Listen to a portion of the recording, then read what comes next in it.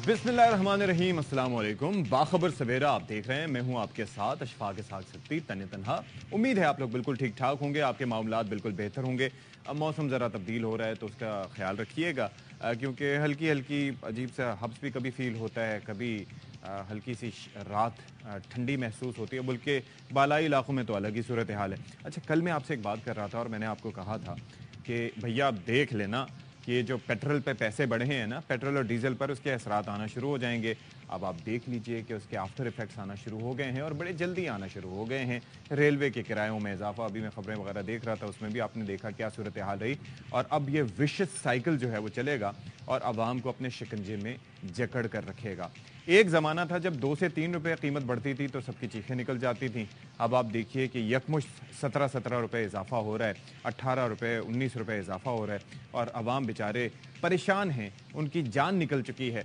और बोलने की अब ज़ाहिर है कि बोलें या फिर रोज़मर्रा के अपने मामूलात ज़िंदगी को किसी तरीके से चलाने की कोशिश करें। अच्छा, एक फैक्टर तो ये है। दूसरा भाई, कल एक और चीज़ हमने देखी, वहाब रियाज साहब आफ्टर करियर अब वो रिटायर हो चुके हैं। He is been a brilliant fast bowler. मुझे ये लगता है कि उनके अंदर जो पोटेंशियल था उसके मुताबिक वो कहीं ज़्यादा बेहतर उनको बॉलिंग के मौके मिल सकते थे और जाहिर है कि वो रिटायर हो गए। शेन वॉटसन के खिलाफ उनका स्पेल जो है वो सबको तारीख साज वो स्पेल था। उसके अलावा मोहाली में 2011 के वर्ल्ड कप में जब हम समझ रहे थे कि Umar Gul would be the premiere fast bowler for Pakistan against India, तो वहाँ पर उमर गुल नहीं चले थे और आके जो है वो वहाब रियाज ने क्या तबाहकुन बॉलिंग की थी। 5 विकेटें हासिल की थी गालिबन 46 रन देके, और जो युवराज सिंह को बोल्ड मारा था ना, ओए होए होए होए होए। तो बहरहाल वो रिटायर हो चुके हैं, हेड्स ऑफ टू हिम। सिर्फ 27 उन्होंने टेस्ट मैचेस खेले, वनडेज भी उन्होंने खेले, 120 के करीब उन्होंने विकेटें हासिल की। तो अल्लाह ताला उनको जो है वो कामयाब करे। बाकी निगरान काबीना के हवाले से जो जो चीज़ें सामने आ रही हैं वो भी हम आप तक पेश करते रहेंगे। शमशाद अख्तर साहब का नाम आ गया है सामने, तो अब आप देखिएगा कि वजीर खजाना के तौर पर। तो let's see what happens next. Top stories पहले।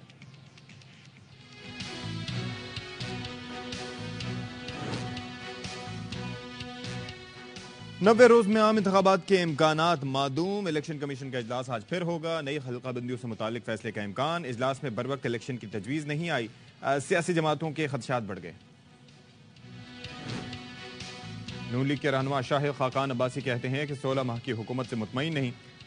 हमने पार्लिमानी निज़ाम को समझा ही नहीं। जब तक नैब खत्म नहीं होगा हुकूमत नहीं चलेगी। हमने भी नैब को दिल से लगाया है और कल को हम भी भुगतेंगे।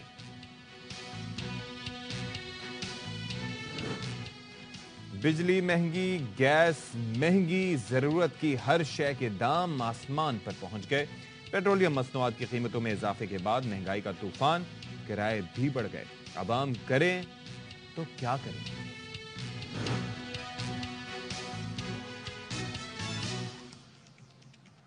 हाय रे महंगाई। तो महंगाई जहां तक पहुंच गई है, जो सूरत हाल है, जो आलम है, उसने सबकी चीखें निकाल दी है। और मैं आपसे यही बात कर रहा था कि वो आलम ये है कि परेशानी सबा हो चुकी है। अब हर कोई फिक्र में नज़र आता है कि एक वक्त की रोटी किस तरह से उसको मैसर हो सके या उसके अहले खाना को। और जाहिर है वो कोस रहे होते हैं हुकूमत को कि हुकूमत ये क्या कर रही है। अब हुकूमत की जो भी तरजीहात हो, अब वो उसकी अपनी जगह है। अब पेट्रोल की कीमत में जो इजाफा हुआ है ना, आप देख लें, मैंने कहा था कि उसके बाद एक साइकिल चलेगा। अब ना सिर्फ ये कि अशाए खुरूनोश, बल्कि ट्रेन के किरायों में भी, बसों के किरायों में भी इजाफा हो गया है। अच्छा, शहरियों के अलावा ताजिर बरादरी ने भी इस इजाफे को मुस्तरद कर दिया है। एक रिपोर्ट आपको दिखाते हैं इससे मुतालिक। ऑलराइट जी, तो आप ये देखें कि मुस्तरद भी किया है और एहतजाज का ऐलान भी किया है। तो let's see what happens next. हम जरा अपने नुमाइंदगान से मुल्क के मुख्तलिफ शहरों में जो मौजूद हैं उनसे ज़रा बात कर लेते हैं। डिफरेंट एस्पेक्ट्स पर वो बात करेंगे। हमें राना फारूक साहब ज्वाइन करेंगे मुल्तान से, और उनसे हम थोड़ा सा आटा, चीनी, दालें वगैरह के रेट्स क्या हैं उनसे मुतालिक जानेंगे कि कितना इजाफा किया गया है। क्योंकि यहाँ पर जो है ना, बाकी कोई मामला हो ना हो, दुकानदार समेत हर तबका अस खुद नोटिस ज़रूर ले लेता है। अच्छा, फिर इसके साथ साथ लाहौर से हमें ज्वाइन करें मज़हर इकबाल, और वहाँ पर हम जानेंगे कि रेलवे के किरायों की क्या सूरत हाल है, ये जो इजाफे के हवाले से ऐलानात किए गए। और फिर कराची से हमारे साथ मौजूद है हमारे भाई फैजुल्ला खान, और यहाँ पर मामला क्या है कि ये जो बसों के किरायों में इजाफा हुआ है इंटरसिटी, इसमें और क्या सूरत हाल रहेगी और क्या नोक झोंक वगैरह का भी कोई फैक्टर देखने में आ रहा है या नहीं आ रहा। तो फिर स्टार्टिंग फ्रॉम मुल्तान, سب سے پہلے ملتان چلتے ہیں. جی رانا صاحب, کیا صورتحال کل کے بعد آج کیا تبدیل ہوتے ہوئے دیکھی آپ نے؟ کیونکہ میں نے جس طرح سے کہا کہ یہاں پر از خود نوٹس لیتے ہوئے چیزیں مہنگی کر دی جاتی ہیں, تو ایسا کیا آپ نے ملتان میں دیکھا؟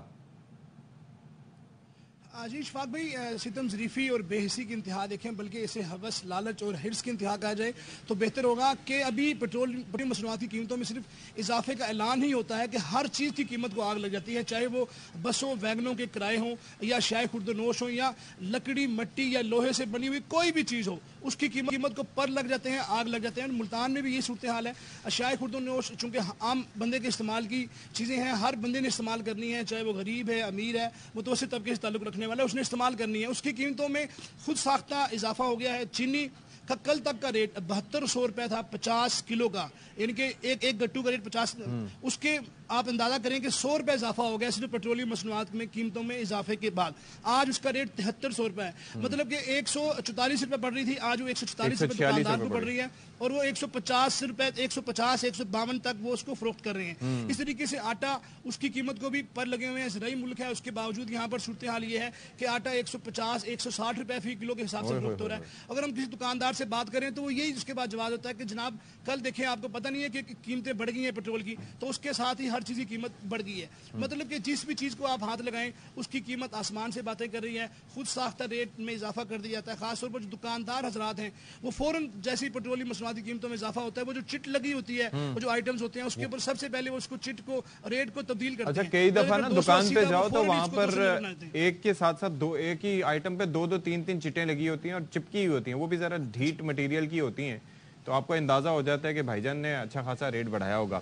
تو یہاں پر کوئی پرائس چیک کا کوئی میکینزم ہے؟ کراچی میں تو ظاہر ہے ہم یہاں پر بیٹھے ہوئے, یہاں پر کچھ ایگزسٹ نہیں کرتا اس طرح سے پرائس کنٹرول کا. ملتان میں کچھ ہے ایسا کوئی سلسلہ, کوئی چکر لگا لیتا ہے مارکیٹ کا؟ اچھا, مارکیٹ کے چکر تو لگاتے ہیں پرائس کنٹرول مجسٹریٹس, وہ کاغذی کاروائیاں بھی کرتے دکھائی دیتے ہیں, لیکن اس کا کوئی اثر دکھائی نہیں دیتا. مطلب کہ جو جس کا دل کرتا ہے من مرضی کے ریٹ وصول کر رہا ہے, وہ شائع خورد و نوش ہوں, پھل فروٹ ہوں, سبزیاں ہوں, تو مطلب کہ صرف ہم کہہ سکتے ہیں کہ ضلعی انتظامیہ ہو, پرائس کنٹرول مجسٹریٹس کی ایک فوج ہے ایک لمبی, لیکن وہ صرف کاغذی کاروائی تک محدود ہے. وہ صرف جاتے ہیں, ٹور کرتے ہیں, اپنی دفتری کاغذی کاروائی کر کے خانہ پوری کر کے وہ گھروں کو چلے جاتے ہیں. لوگ لٹ رہے ہیں مہنگائی مافیا کے ہاتھوں, ہر کوئی من مرضی کے ریٹ وصول کر رہا ہے. غریب آدمی, بے بس مجبور آدمی, وہ بیچارہ پس رہا ہے. جی چلیں جی, مظہر بھائی آپ ذرا بتائیے گا لاہور کی صورتحال, یہ جو کرایوں میں اضافہ کیا گیا ہے یہ الگ الگ سلسلہ ہے, سرکاری طور پر الگ اضافہ ہے ٹرینوں کے کرائے میں, اور نجی الگ ہے معاملہ؟ جی دیکھیں, پیٹرولیم مصنوعات کی قیمتوں میں گزشتہ روز 20 روپے فی لیٹر کا اضافہ ہوا, اور اس کے ساتھ ہی پاکستان ریلوے نے 10% تمام جو کلاسز ہیں, تمام ٹرینیں ہیں, اس پہ کرایہ بڑھا دیا ہے. پہلے یہ ہوتا تھا کہ ریلوے کچھ دن انتظار کرتی تھی, کچھ کیلکولیشن ہوتی تھی کہ کتنا کرایہ بڑھایا جائے کچھ, لیکن اب تو انہوں نے یوں ہی اعلان ہوا, چونکہ اس وقت حکومت تو ہے کوئی نہیں, نگران حکومت ہے. پہلے تو کوئی سیاسی حکومت تھی, کوئی جواب دے انہوں نے ہونا ہوتا تھا. حالانکہ 20 روپے 15 دن پہلے جو ہے ڈیزل بڑھا ہے, 40 روپے اضافہ ہوا ہے, لیکن جب سے نگران دور, اپنا جو پی ڈی ایم کا دور تھا, اس میں 38 سے 43 روپے ڈیزل کی قیمت کم ہوئی تھی. اصولاً تو یہ بڑھانا نہیں چاہیے تھا, کیونکہ فروری میں 10% ریل پہلی کرایہ بڑھا چکی ہے. اچھا, جو دوسرا اوپر سے ظلم یہ ہے کہ یہ کرایہ 10% نہیں بڑھے گا, یہ 15 سے 20% اضافہ ہوگا, کیونکہ ریلوے کا جو راؤنڈ فگر ہے 10 20 30 40, اس میں جو ہے وہ اس حساب سے اگر ایک کرایہ 121 روپے بنتا ہے وہ 130 روپے ہوگا, اگر اسی طرح 165 بنتا ہے وہ 170 ہوگا.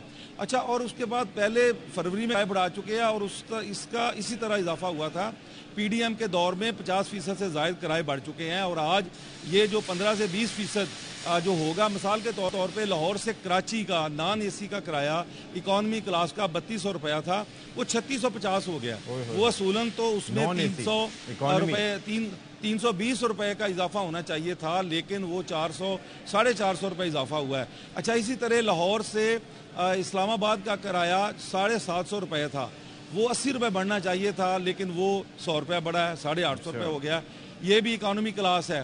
اچھا, ریل جو کبھی سستی سواری تھی, محفوظ تو تھی لیکن سستی بہت تھی, اب نہ تو وہ محفوظ ہے اور نہ سستی رہی ہے.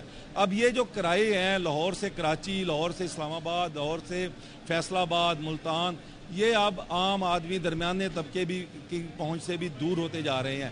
پہلے لوگ ترجیح دیتے تھے ریلوے کو, لیکن اب ان کی ترجیح یہ نہیں رہی. آپ دیکھ لیں ریلوے اسٹیشن یہ ویران پڑا ہوا ہے, حالانکہ کبھی یہاں پر جب ٹرینیں عروج پہ تھیں, ٹرینوں کا دور تھا, 50,000 مسافر اور یا اسٹیشن پر لوگ یہاں پہ ٹچ کرتے تھے لاہور ریلوے اسٹیشن کو. پاکستان کا سب سے بڑا ریلوے اسٹیشن ہے. ان کو اگر اپنی آمدنی بڑھانی چاہیے تھی کچھ, اور یہاں پر ریلوے کے جو پلیٹ فارم ہے ویران پڑے ہوئے ہیں, یہاں پہ کچھ سٹالز دیں لوگوں کو, یہاں ایڈورٹیزمنٹ کے لیے کمپنیاں تیار پڑی ہوئی ہیں, لیکن کوئی اس طرح کا کام کرنے کو تیار نہیں ہے. آسان کام ہے. اچھا, یہ جو پرائیویٹ کمپنیز ہیں ان کے بھی ذرا کرایوں کے حوالے سے انہوں نے کچھ اضافہ کیا ہے یا نہیں کیا؟ کچھ پرائیویٹلی رن ٹرینز بھی ہیں نا یہاں پر. نہیں سر, دیکھیں جی, اگر سرکار نے کر دیا ہے, پرائیویٹ تو ان سے پہلے ہی ہوتے ہیں. پہلے یہ ہوتا تھا کہ پرائیویٹ ٹرینوں کے کرائے بڑھائے جاتے تھے, سرکاری تو نہیں بڑھتے تھے. وہ کچھ دن دیکھتے تھے کہ ابھی ہم فیصلہ کریں گے, بورڈ بیٹھے گا, میٹنگ ہوگی, کتنا بڑھایا جائے, کتنا عوام کو ریلیف. اب تو ہے ہی کوئی نہیں. کمرے میں بیٹھ کے سی ای او صاحب نے فیصلہ کیا ہے کہ جناب 10% کرایہ بڑھا دیں گے, ہم بڑھا رہے ہیں فوری, اس پر عمل درآمد بھی فوری. کل یہ نوٹیفیکیشن ہوا ہے کوئی دوپہر کے وقت, اور انہوں نے کہا جی رات 12 بجے سے یہ لاگو ہو جائے گا. اور جو پرائیویٹ ٹرینیں ہیں انہوں نے بھی بڑھا دی ہیں. اس وقت سب اپنے منافع کا سوچیں گے, اور اس وقت کوئی سیٹ اپ موجود نہیں ہے, وہ مہنگی وزیر کوئی موجود نہیں ہے فی الوقت. تو جب تک آتے تو جو خلا ہے اس کا فائدہ اٹھانا بے حد ضروری ہے سب کے لیے. فیض اللہ خان, کراچی میں آپ موجود ہیں بھائی. باقی چیزوں کے حوالے سے سبزی پھلوں کے نرخ تو ہم بھی بتا دیں گے کہ کیا بھگتنا پڑ رہا ہے ہمیں, اور کس طریقے سے وہ ہوش ربا اضافہ ہو رہا ہے. مطلب گرمیوں میں انڈوں کے نرخ 310 روپے فی درجن اس وقت اگر دستیاب ہے, تو سردیوں میں دیکھیں کہاں تک جائیں گے, یہ تو الگ ایک کہانی ہے. باقی چیزیں بھی اسی حساب سے ہیں.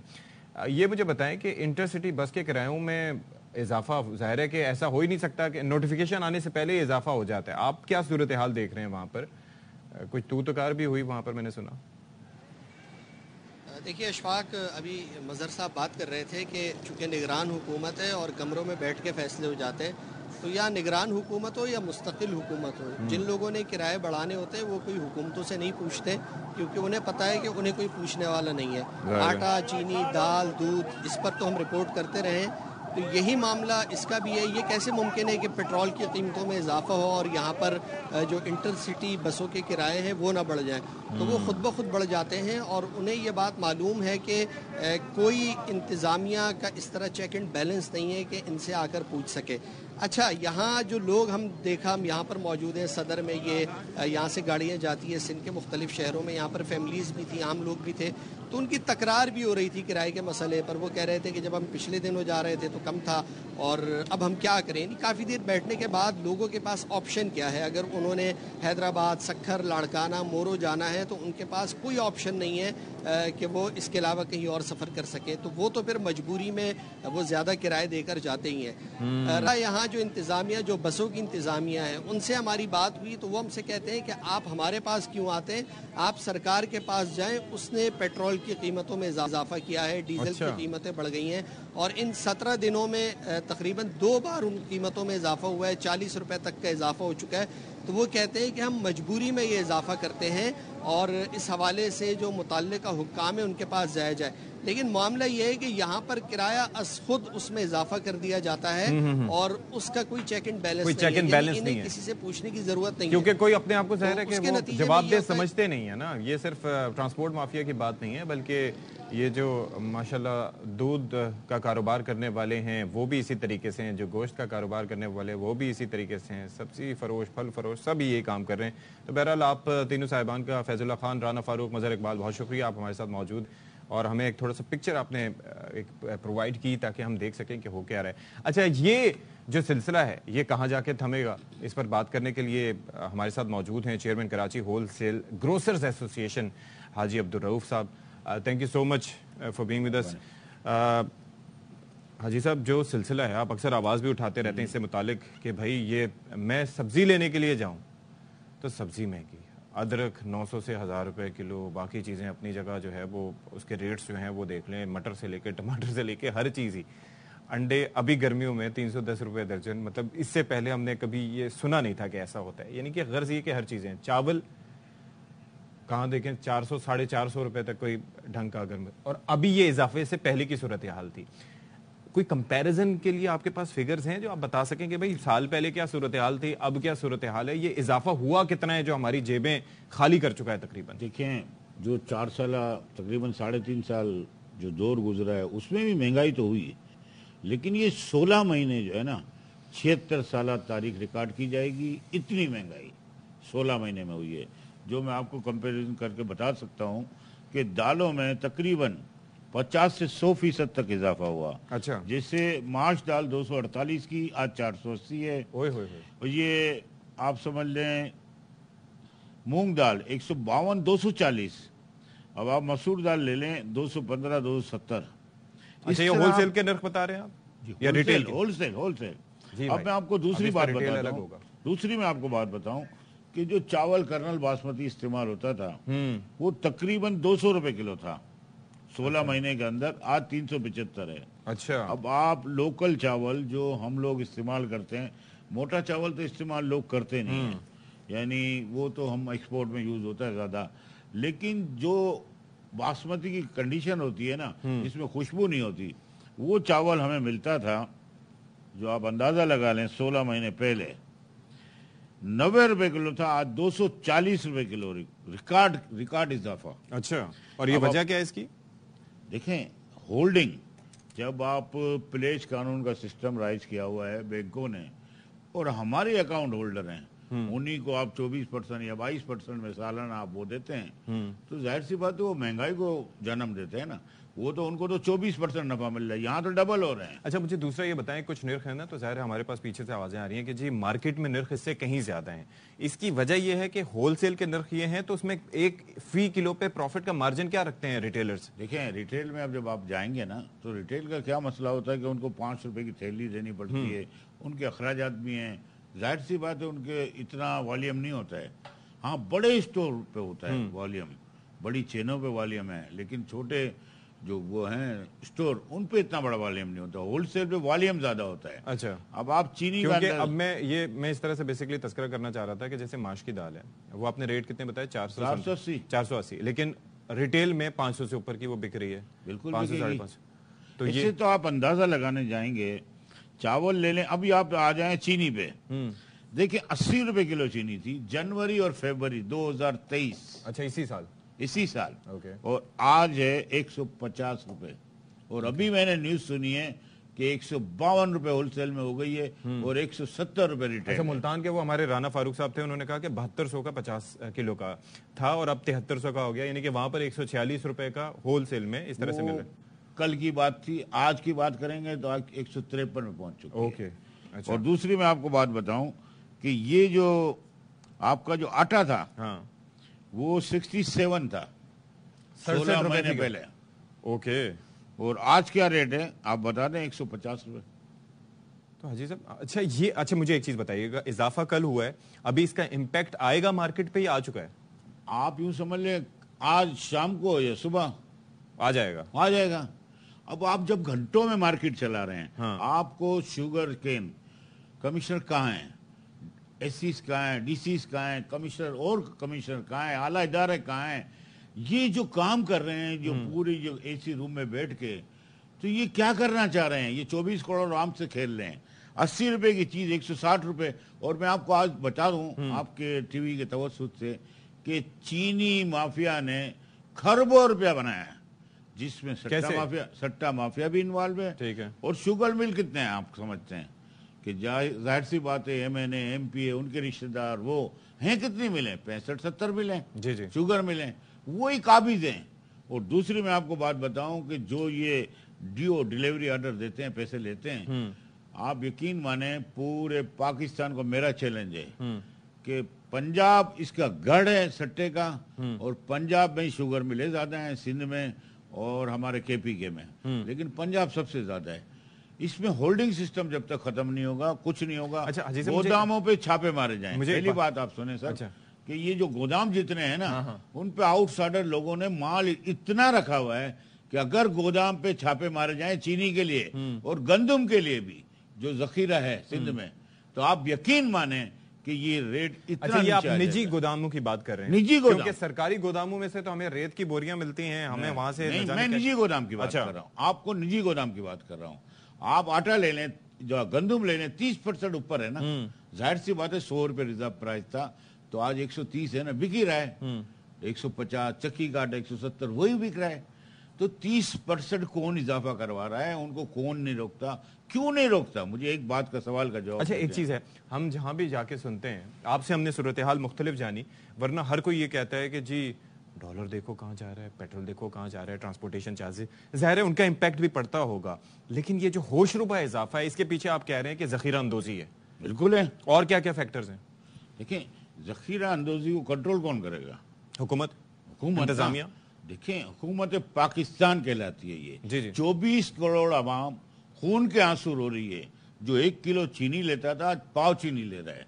5 किलो के थैले में आटा मिलता था, अब 1 किलो आटा ले रहा है। उनकी हालतें देखो कि आपने पेट्रोल का क्या हाल किया, बिजली का यूनिट 55 रुपए। आप मुझे बता दें कि वो 30,000 वाला पेट्रोल कैसे खर्च करे, आना जाना कैसे करे, कैसे रोटी खाए?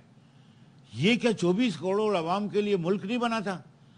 ये कुर्बानियां दी गई थी। इन कुर्बानियों ये सिला है कि चंद अफराद मुट्ठी भर ताजिर हैं ये, और जो काबिज आप आवाज उठाते हैं, ज़ाहिर है you are part of them, आप इसके कोई शोर वगैरह करते हैं? देखिए, मैं एक अजान देने वाला हूं, लेकिन मैं नमाज तो सबको नहीं पढ़ा सकता ना भाई। मैं एक रिट कायम करने के लिए बार बार अपील कर रहा हूं। मैं तो chief of army staff general Asim Munir, जो एग्रीकल्चर में काम करना चाह रहे हैं अभी, वो चाह रहे हैं कि एग्रीकल्चर में हम ग्रोथ करें, तो ये उनको भी बताया जाए, और जो निगरां वजीर आजम है उनको भी पता चले।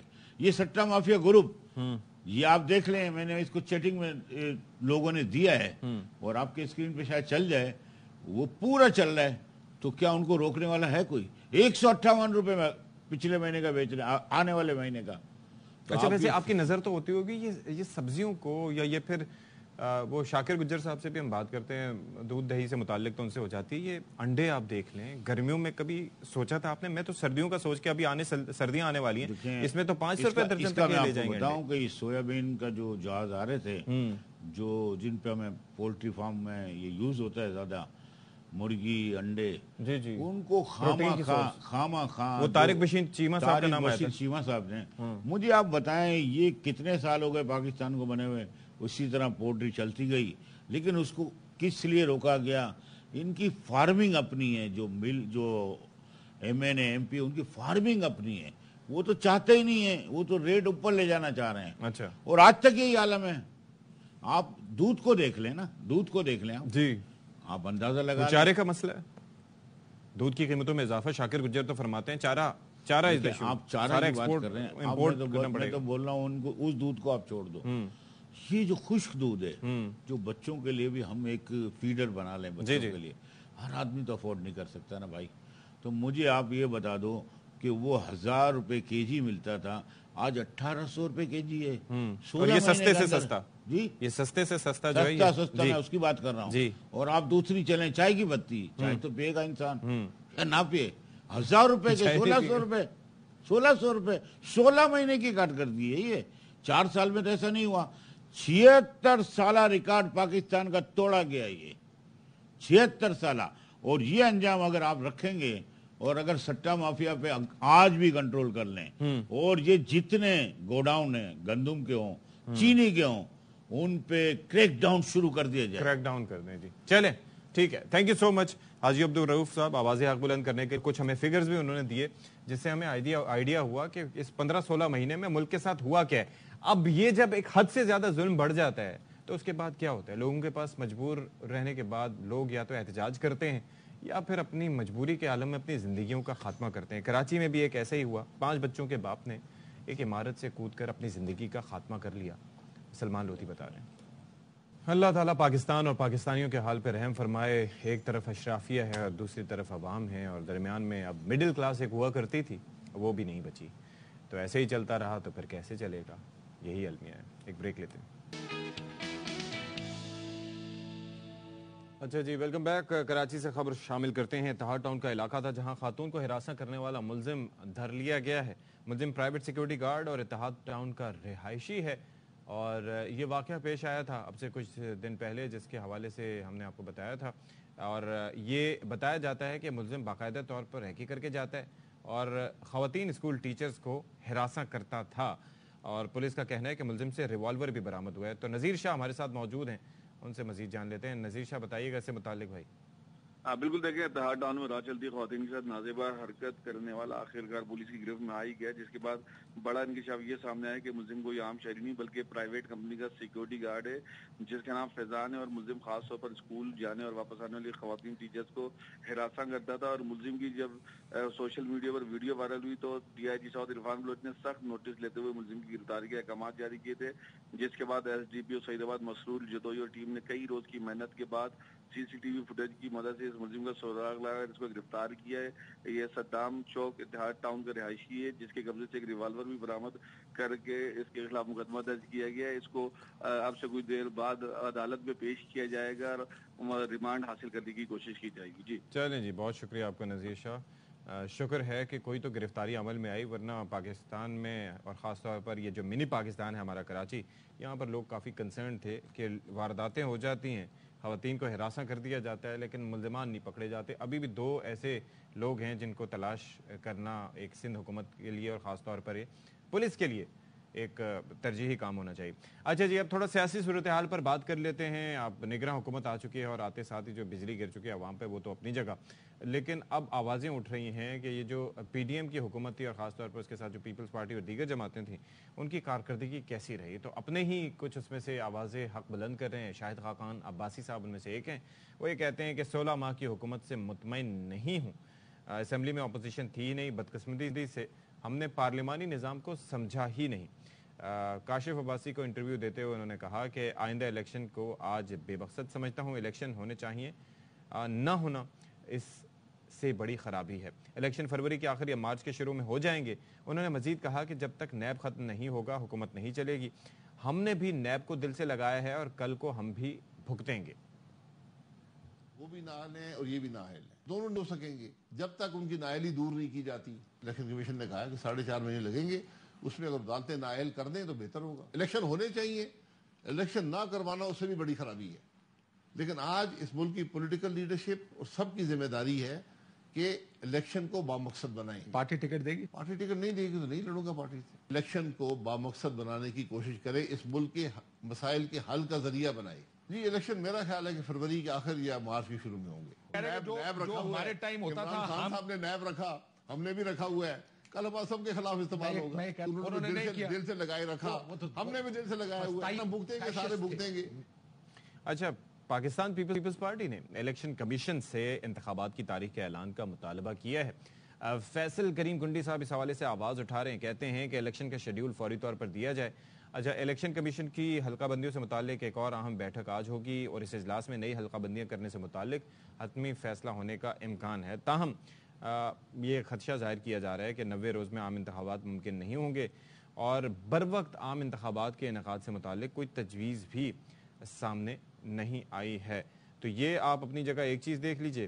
اچھا, پھر عمر ایوب صاحب یہ ذرا فرماتے ہیں, تحریک انصاف کے رہنما ہیں, وہ کہتے ہیں کہ بیلٹ پر بلے کا نشان ضرور ہوگا. قانونی جنگ لڑ رہے ہیں اور chairman P T I jail میں ہوئے تو بھی الیکشن میں حصہ لیں گے. تحریک انصاف کے سیکرٹری جنرل کی پروگرام خبر مہر بخاری کے ساتھ میں انہوں نے گفتگو کی اور کہا انہوں نے کہ چیئرمین پی ٹی آئی نے کوئی ایسا کام نہیں کیا جتنی سختیاں کی جا رہی ہیں. پاکستان تحریک انصاف بالکل رہی, پاکستان تحریک انصاف بیلٹ پہ بھی رہے گی. ہم لوگ قانونی جنگ کر رہے ہیں, کرتے جائیں گے. اور دوسری بات ہے, ووٹ عمران خان صاحب کا ہے, ووٹ جو مرضی کر لیں. ہم لوگ الیکشن کی تیاری کریں گے اور پی ٹی آئی انشاءاللہ تعالی بیلٹ پیپر پہ ہوگی, عمران خان صاحب ہوں گے اور ہم لوگ کنٹیسٹ کریں گے. نام ہی کافی ہے. چلیں جی, تمام تر صورتحال پر بات کر لیتے ہیں. استحکام پاکستان پارٹی کی رہنما فردوس عاشق آوان صاحبہ ہمارے ساتھ الصبح موجود ہیں. Very good morning to you Firdous صاحبہ, کیسی ہیں آپ؟ بہت زیادہ آپ کو بھی ویری گڈ مارننگ, اور امید ہے آپ خیریت سے ہوں گے. بالکل بالکل جی, خیریت سے. پاکستان کے اندر اس وقت جو ہے صبح صبح کوئی اچھی خبر نہیں مل رہی ہے, تو امید ہے کہ بس یہ جو مہنگائی کا عنصر ہے نا, اب خاص طور پر یہ جو نگراں حکومت آنے کے بعد اس نے تو مت ہی مار دیا سب کی. اس سے کوئی اچھا ورڈ مجھے مل نہیں رہا تھا کہ جو میں استعمال کرتا, وہ تو اپنی جگہ ہے. اب آپ کو آپ کی ظاہر ہے کہ جماعت کا ایک اپنا ایک ظاہر مینیفیسٹو بھی لانا ہے, پھر تنظیمی لحاظ سے پارٹی کو مضبوط بھی کرنا ہے. اور اس سے پہلے آپ کی جماعت میں سے آوازیں اٹھتی رہیں کہ تھوڑا سا اگر آگے ڈیلے بھی ہو جائے تو کوئی مسئلہ نہیں ہے. اس وقت آپ کی رائے کیا ہے इंतखाबात कब तक हो जाने चाहिए? देखिए, सबसे पहले तो जो मलबा निगरान हुकूमत में डालने का ये पेट्रोल की प्राइस का है, ये मैं समझती हूँ कि ये ज्यादती है, क्योंकि जो गार्ड ऑफ ऑनर लेके रुखसत हुए हैं उन्होंने ये मसाइल कारपेट के नीचे छुपाए थे और जो हल किए बगैर जो उसको प्रॉपर क्रेडिट लेते रहे कि हमने बगले बजा के गए हैं कि हमने डिफॉल्ट नहीं होने दिया पाकिस्तान को और हमने पाकिस्तान को बचाया और हमारे सर पे ताज सजाए जाएं क्योंकि हमने बड़े कारनामे किए हैं। तो ये जुमा 8 दिन नहीं हुए, अभी तो केयर टेकर कैबिनेट आई नहीं है, तो वो कहाँ से इन फैसलों की जिम्मेदार हो गई। ये फैसले जो है वो जो करके गए हैं, जिन्होंने मईशत को मसनूई सांसें ऑक्सीजन लगा के दी और उसको वेंटिलेटर पे रखा, वो अभी तक मईशत ऑपरेशन थिएटर से बाहर नहीं आई है और वो उसी तरह उखड़ी सांसों के साथ मसनूई सांसें उसको दिलाई जा रही हैं। ऑक्सीजन के थोड़े थोड़े नोजल खोल के उसकी सांस बहाल होती है, फिर वो दोबारा जो है वो अपनी पुरानी कैफियत में चली जाती है। तो लिहाजा ये जो एक सूडो किस्म का अरेंजमेंट इसहाक डार साहब ने दावा किया था कि मैं जो है वो मईशत को जो है वो बहाल करके और शहबाज शरीफ की क़यादत में पाकिस्तान को मुआशी चैलेंजेस से निकाल के तो अपने पाँव पे खड़ा करके जा रहा हूँ, तो वो सारे दावे तो जमीन बोस हो गए। वो आपने देख लिया कि जो पेट्रोल की कीमत उन्होंने बढ़ानी चाहिए थी उस वक्त, लेकिन सियासी मफाद के लिए उन्होंने कौमी मफाद को कुर्बान किया और अपने सियासी फायदे के लिए वो सारा मलबा जो है वो केयर टेकर प्राइम मिनिस्टर और उस गवर्नमेंट पे डाल दिया जो अभी तक मार्ज़े वजूद में भी नहीं। अच्छा, एक चीज मुझे समझाइएगा कि ये आपके नजदीक ज्यादा कंसर्निंग क्या है? जाहिर है कि मुल्क का डिफॉल्ट करना हम सबके लिए परेशान कौन होता है, लेकिन यहाँ पर तो अवाम खुदकुशियां कर रहे हैं, अवाम डिफॉल्ट हो चुके हैं और बुरा हाल है। मतलब बिजली के बिल देखें, गैस के बिल देखें, तो बहसियत एक सियासतदान ये आपके लिए कितना कंसर्निंग है? आगे इलेक्शन में जाहिर है जाना है, मुंह देना है अवाम को। देखिए, इलेक्शन जो है वो तो आपका आईनी और कानूनी तकाजे हैं और उनको आपने हर हाल में बरूए कार लाना है, लेकिन जिसके लिए इलेक्शन में जाना है वो कौन है? जिनको ये हक देने जा रहे हैं वो अवाम है और वो अवाम जो है उनके हवास कायम रहेंगे, उनको उनके होश जो है जो महंगाई ने उड़ाए हुए हैं और जिस किस्म का हर घर के अंदर इस वक्त जो है वो अपनी पड़ी हुई है, यानी कौमी इश्यूज पीछे रह गए हैं, मुल्की इशू पीछे रह गए हैं, हर शख्स अपनी सर्वाइवल की जंग लड़ रहा है। तो जब वो खुद सर्वाइव करेगा तो वो बाकी इदारे इश्यूज या इलेक्शन की सर्वाइवल के लिए कोई तगो और कोशिश करेगा। अच्छा। अब इस वक्त तो सबको ये है कि किस तरह से इस मुल्क के अंदर जो है एक मिडिल क्लास जो कि अब उसका नामो निशान मिटने जा रहा है और उसको जो है किस तरह बचाया जाए। जो अशरफी है उसको तो फर्क नहीं पड़ेगा, जो सुपर एलीट क्लब है उसको पेट्रोल जो है उसकी जो भी प्राइस हो उसको फर्क नहीं पड़ेगा। हक हलाल रिज़्क़ हलाल कमाने वाले जो हैं उनके लिए चैलेंज है, बड़ा चैलेंज है, और बड़ा चैलेंज है। उस चैलेंज से उस अवाम को निकालने के लिए हमें तगोदो करनी होगी और मैं उम्मीद करती हूँ कि जो हमारा केयरटेकर प्राइम मिनिस्टर हैं वो पहली तरजीह जो है मईशत की बहाली पे रखें और अवाम को रिलीफ देने के लिए सबसे पहले अपनी जो उनकी स्पीच हो उसमें अवाम को रिलीफ देने के लिए और इन दुखों से निजात दिलाने के लिए कोई नुस्खा कीमिया जो है वो सामने लाएं। चलें थैंक यू सो मच फिरदौस आशिक आवान साहिबा फॉर बीइंग विद इस्तेकाम में पाकिस्तान पार्टी की तर्जुमान हमारे साथ मौजूद थी और जाहिर है कि ये एक बड़ी इंटरेस्टिंग उन्होंने बात की कि जो केयर टेकर सेटअप है अब वो मईशत को इस्तेहकाम दे, लेकिन असल बात यह है कि केयर टेकर सेटअप का काम तो इलेक्शन कराना होता है, लेकिन मईशत का इस्तेहकाम अगर उन्हें देना होगा तो वो कितने अरसे तक देंगे इस्तेहकाम? That is a very interesting point. Will take a break here, break के बाद आते हैं।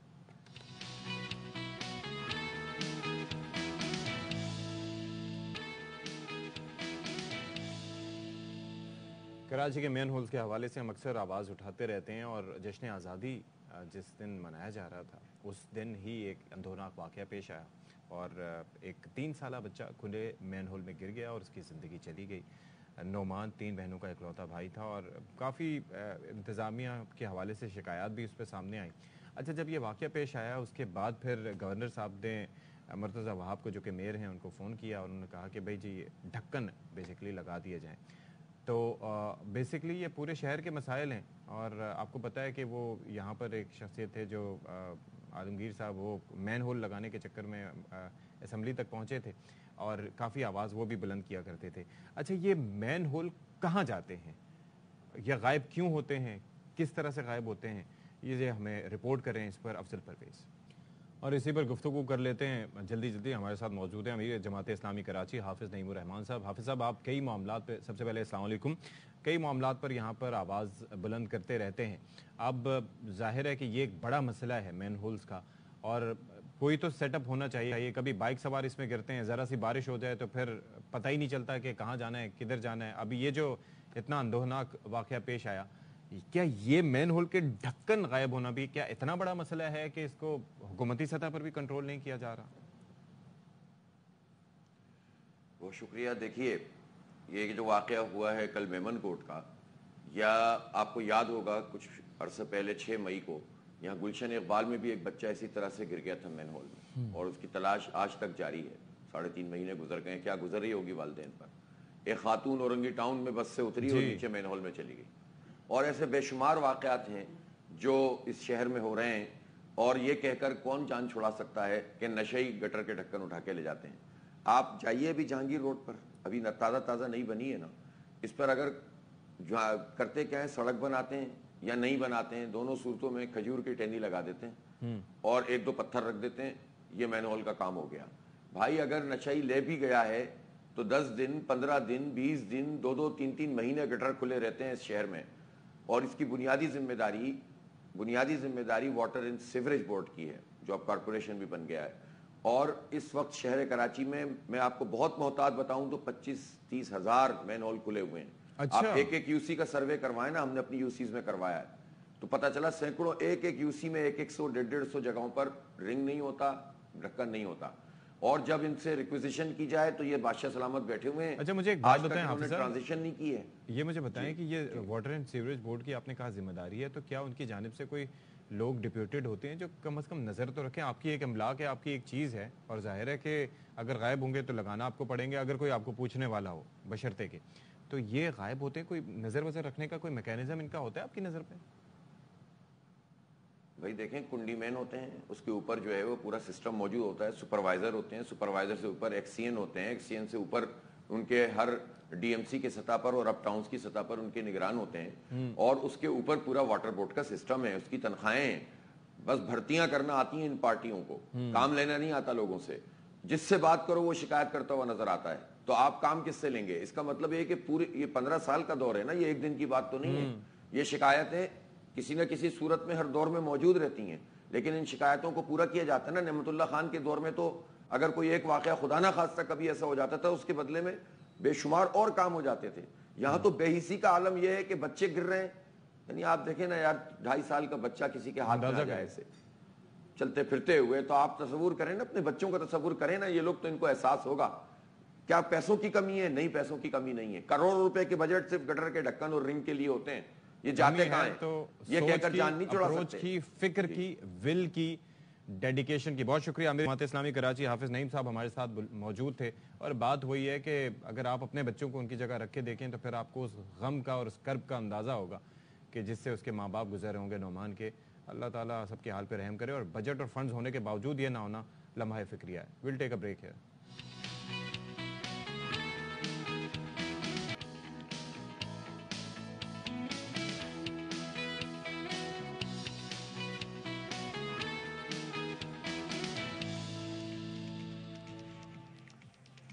बाखबर सवेरा में एक बार फिर से आपका खैर मकदम है। उम्मीद है कि आप बिल्कुल ठीक ठाक होंगे और 10 से 11 बजे भी हमारी कोशिश होगी कि हम अहम तरीन वाक़यात पर आपको आगाही फराहम करें।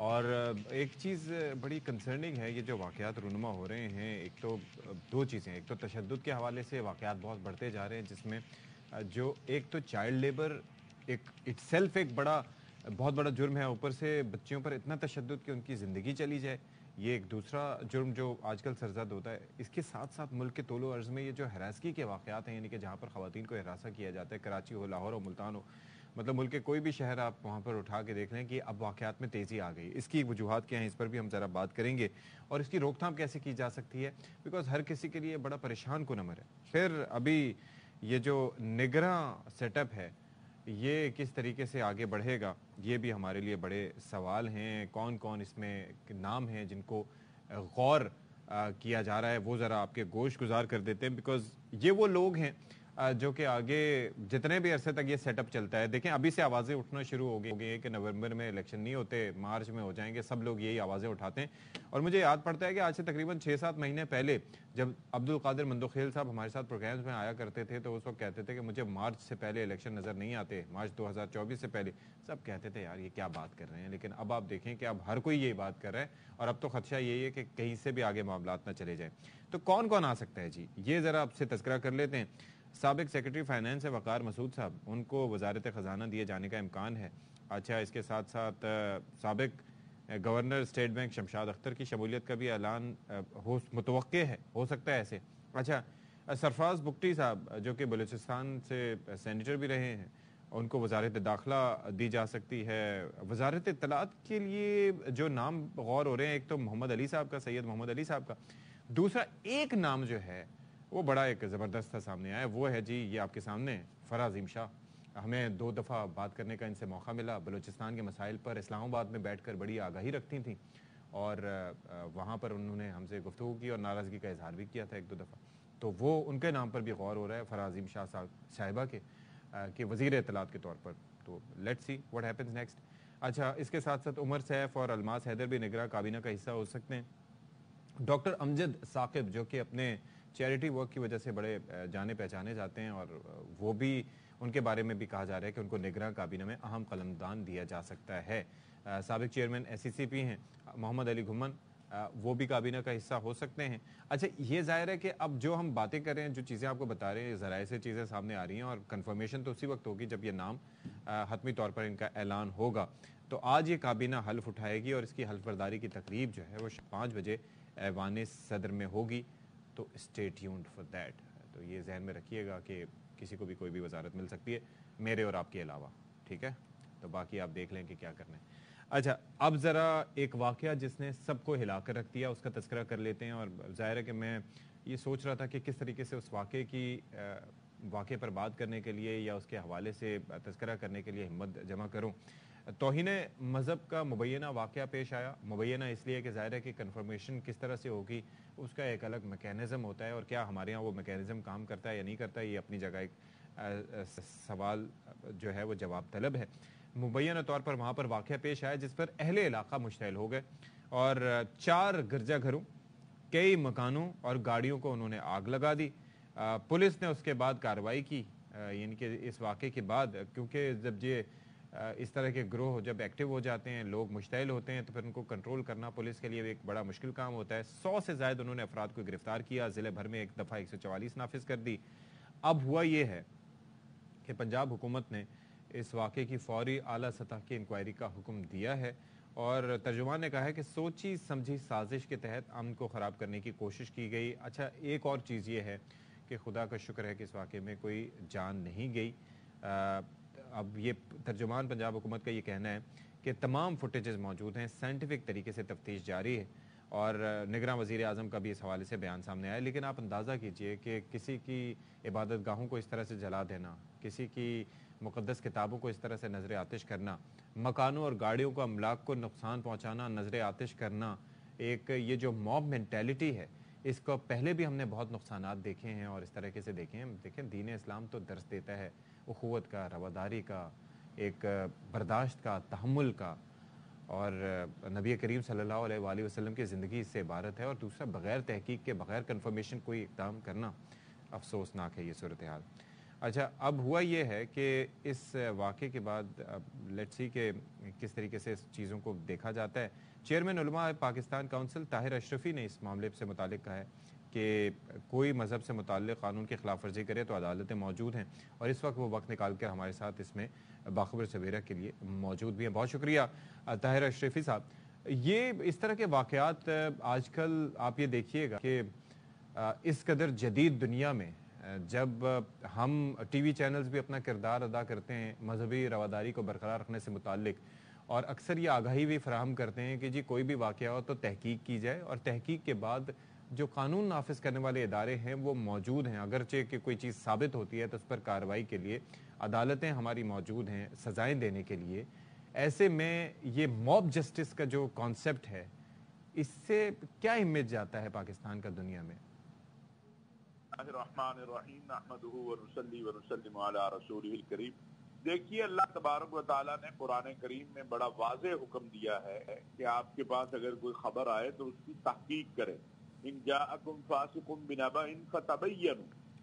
بدقسمتی یہ ہے کہ ہمارے ہاں ایک تو کوئی بھی افواہ آپ دیکھ لیں پھیل جائے تو وہ بیچارہ جو جس کے متعلق وہ جتنی بھی صفائیاں دے، لیکن وہ جو افواہ ہے وہ حقیقت کا روپ دھار لیتی ہے۔ یہ جو کل سانحہ ہوا ہے، اس کا بھی سبب ایک افواہ سازی ہے کہ کسی نے 2 قرآن کریم کے اور آپ جو ہے پھاڑ کے کہیں پھینک دیے، کسی دوسرے کا نام لکھ دیا۔ اب چاہیے تو یہ تھا کہ ہم تھانے جاتے، تحقیق کرتے، پولیس، عدالت، سارا سسٹم موجود ہے۔ لیکن ہمارے یہاں بدقسمتی یہ ہے کہ چونکہ ہمارا جو نظام انصاف ہے وہ اس قسم کے واقعات سے مجرموں کو سزائیں دینے میں ناکام نظر آتا ہے۔ آپ کو بہت سارے واقعات ہیں۔ لاہور میں آپ کو یاد ہوگا کہ ایک پوری کالونی تھی مسیحیوں کی، جوزف کالونی جسے کہتے ہیں، اس کا کوئی تعلق نہیں تھا ناموس رسالت سے یا کوئی توہین سے۔ 2 لوگوں کے کاروبار کی بات تھی آپس میں، وہ مسلم مسیحی کی۔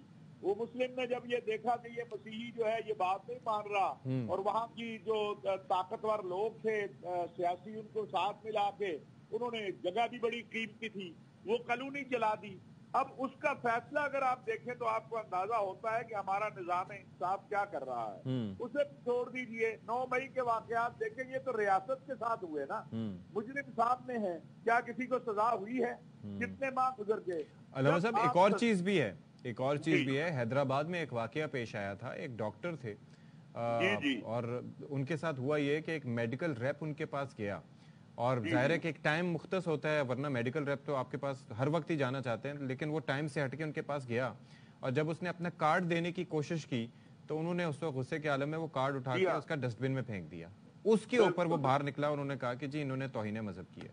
بہت سے واقعات ہیں۔ گجرانوالہ میں حافظ قرآن تھا، اس کو اسی طرح، یعنی یہاں تو اللہ کا شکر ہے کہ بہرحال تمام تحفظات کے باوجود کہ پولیس نے جو لوگوں کو نقصان نہیں پہنچنے دیا، جی شکر ہے، لیکن میں 2 چیزیں آپ کے اس پروگرام کے ذریعے کہنا چاہتا ہوں۔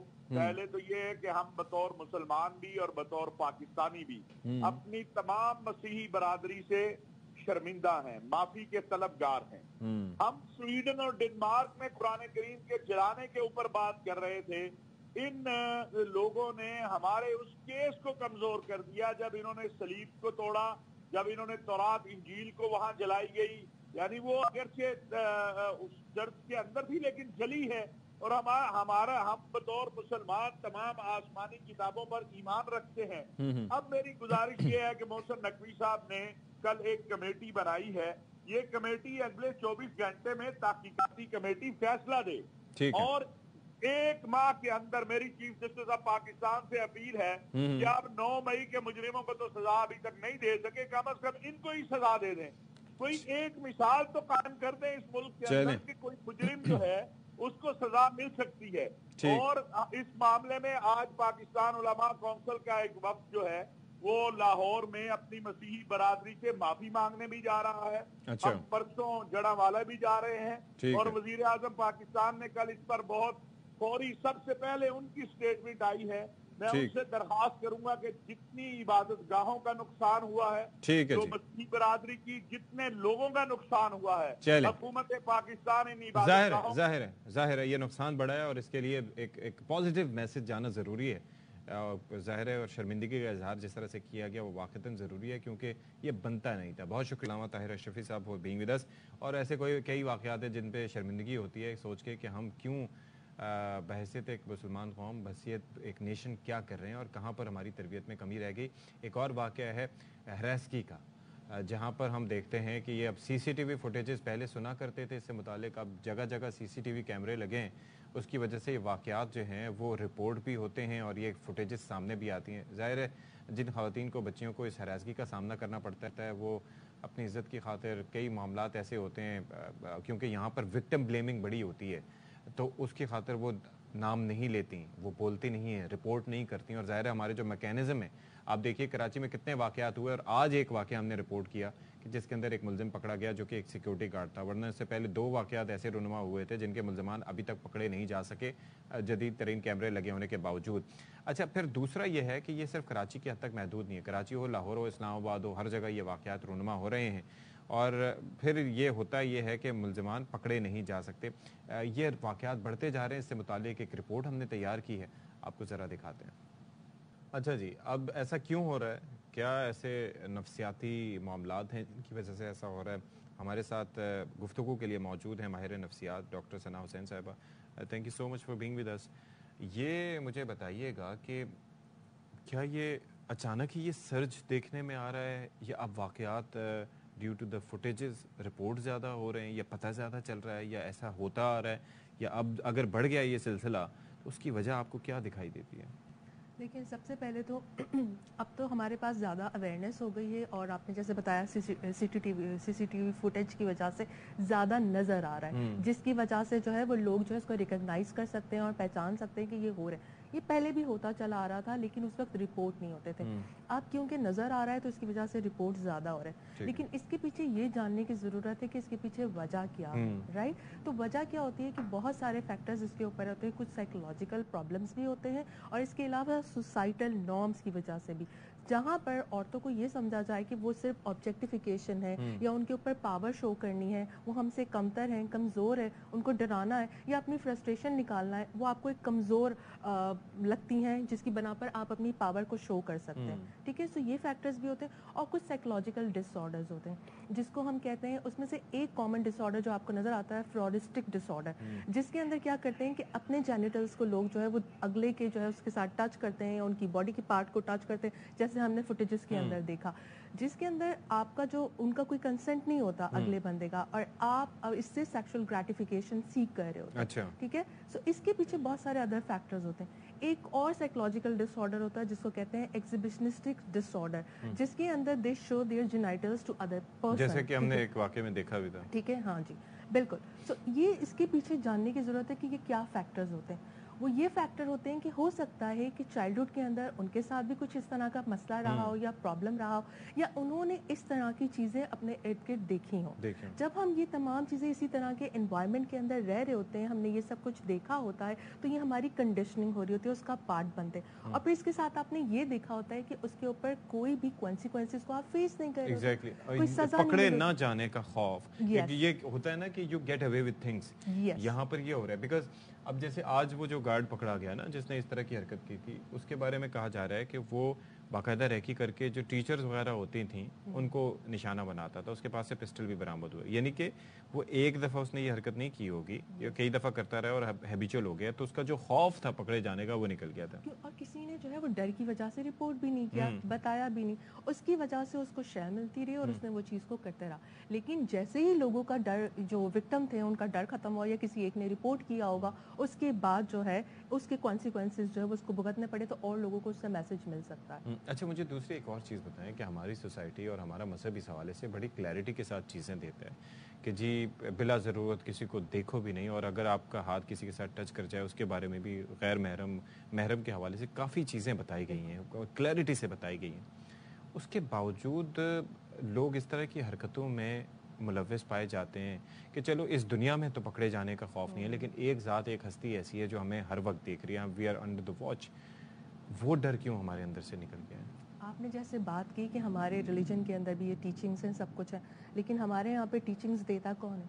लोग उन टीचिंग्स को एक्वायर कर रहे हैं, हासिल कर रहे हैं, نہیں کر رہے.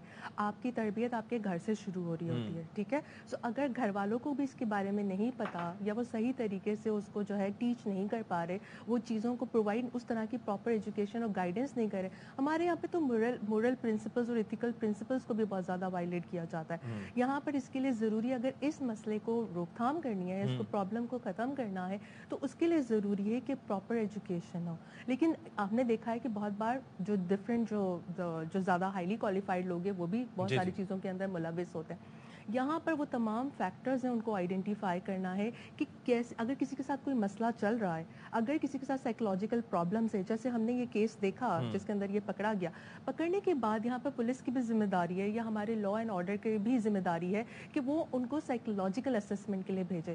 کہیں ایسا تو نہیں کہ ان کے ساتھ کچھ نفسیاتی مسائل ہیں جس کی وجہ سے وہ بار بار اس چیز کو ریپیٹ کریں, اس بیہیویئر کو ریپیٹ کریں. کوئی گریٹیفیکیشن کوئی اس طرح سے سکون کچھ ملتا ہوگا تو کرتے ہوں گے نا. اور پھر لیکن مجھے ایک بات بتائیں کہ یہاں پر جن علاقوں سے, یہاں پر مجھے کراچی کی مثال لے لوں, کتنے سائیکالوجسٹ پورے شہر میں ہوں گے؟ میرے خیال میں لیس دین 100 پرہیپس. اب تو سائیکالوجی کا جو ہے وہ اسکوپ بڑھتا جا رہا ہے, بٹ اسٹل مطلب یہ ہے. اور دوسرا لوگوں کی ایکسیس میں, یعنی کہ جو افورڈیبلٹی ہے وہ کتنی ہے لوگوں کی, کیا وہ اتنے سیشنز افورڈ کر سکتے ہیں؟ ایک تو یہ چیز.